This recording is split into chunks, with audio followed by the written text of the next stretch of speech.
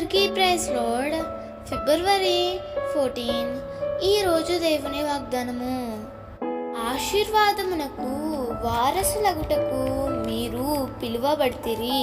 1 పేతురు 3:9. ఆశీర్వాదమునకు వారసులగుటకు పిలువబడిన మనము ఆ ఆశీర్వాదమును అనుభవించాలి అంటే కీడుకు ప్రతి కీడైనను, దూషణకు ప్రతి దూషణ అయినను చేయక దీవించుడి. దేవుని ఆశీర్వాదము కింద ఉంటున్న నిన్ను చూసినప్పుడు కొందరికి కీడు చేయాలని, మరికొందరికి నిన్ను దూషించాలని అపవాది ప్రేరేపిస్తూ ఉంటాడు. అయితే ఆశీర్వదించబడిన నీవు ఎన్నడూ కీడు చేయుటకు లేక దూషించుటకు సాహసం చేయవద్దు.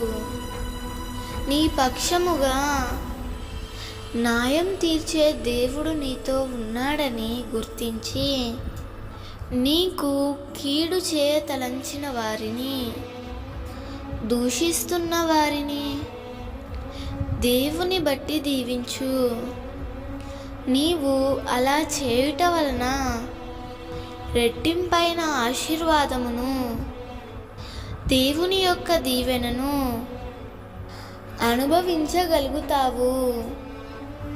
నీవు మాత్రమే కాదు, నీ సంతానం కూడా ఆ ఆశీర్వాదాన్ని అనుభవించగలుగుతారు. అట్టి కృప ప్రభువు నీకు అనుగ్రహించునుగాక. దేవుడు ఈ వాగ్దానము నీ జీవితంలో నిశ్చయముగా నెరవేర్చునుగాక. ఆమేన్.